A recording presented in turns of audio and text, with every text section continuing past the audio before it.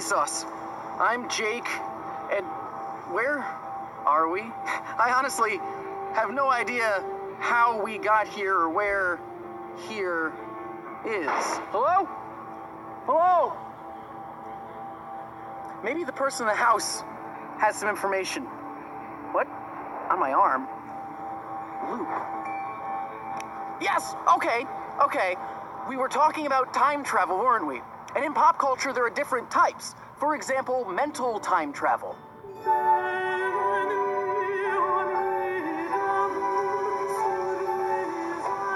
Mental time travel in pop culture is when you physically don't go back in time.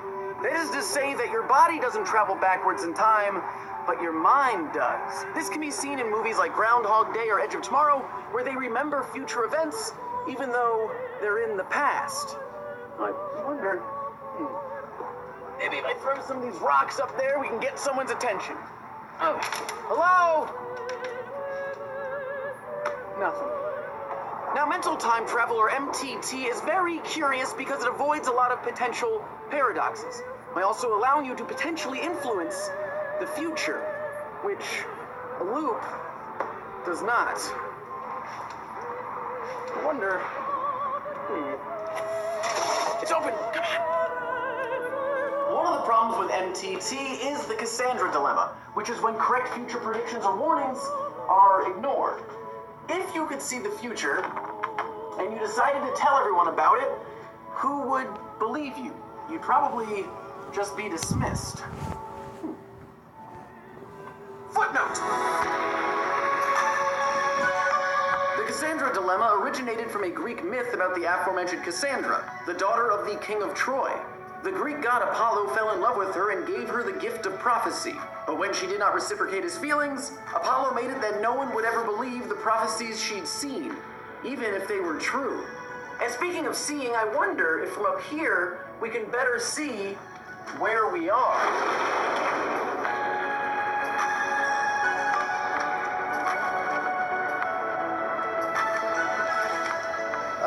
Okay, let's come back inside. So that was definitely me down there, but I'm also up here, which means that this can't be mental time travel. But the loop thing does make a lot more sense now. I mean, there's also another type that you might have seen before called VHS time travel, or video cassette time travel, where the present is analogous with a play button, and the past with rewind.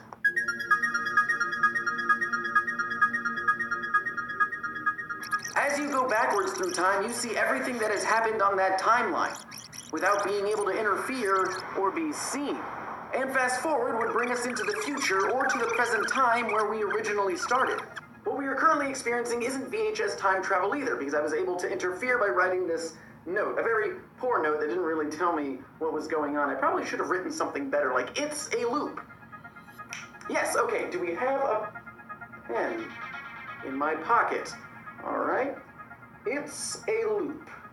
Okay, you know, I should have remembered about those rocks. That was my bad. But it's alright. We'll just go, we'll wash this off. I'll write it again. This door is now open, strangely. Actually, this is all pointing to a time loop. And you decided to tell everyone about it. We have to be very careful to avoid running into our past or future self. I mean, I don't really know what happens, but according to pop culture, it's not good. All of space and time could disappear. All reality as we know it might vanish. Your mental state might just be even worse than mine, and it's not good. Let's check.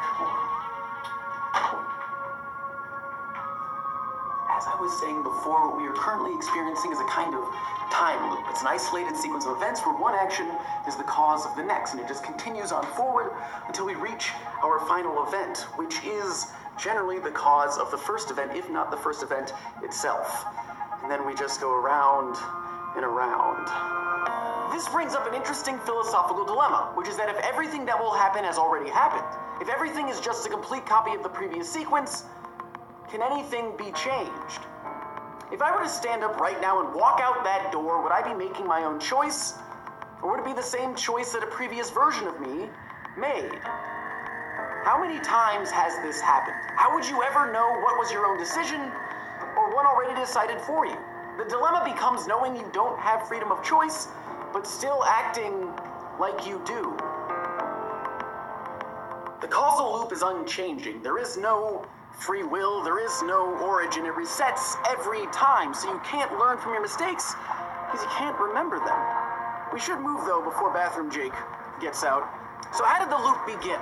Well, that's the problem. That's the paradox. There is no beginning, and there is no end.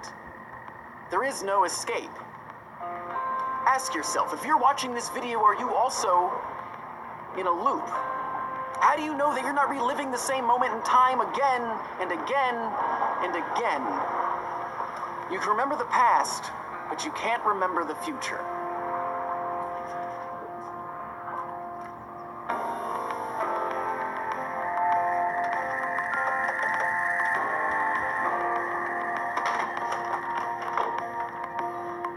You know, this reminds me of a quote by author Douglas Adams. This is rather as if you imagine a puddle waking up one morning and thinking, this is an interesting world I find myself in, an interesting hole I find myself in. Fits me rather neatly, doesn't it? In fact, it fits me staggeringly well. Must have been made to have me in it. This is such a powerful idea that as the sun rises in the sky and the air heats up, and as gradually the puddle gets smaller and smaller, frantically hanging on to the notion that everything's going to be all right, because this world was meant to have him in it. It was built to have him in it. So the moment he disappears, catches him rather by surprise. You know, we always try and hold on to the past. This is the last door. Might as well give it a try, huh? There's another kind of time travel, a wormhole. It's something that takes you from one point in space and time and places you somewhere else. It acts as a time bridge, connecting one place to another, continuing my causal loop. And, as always, thanks for watching.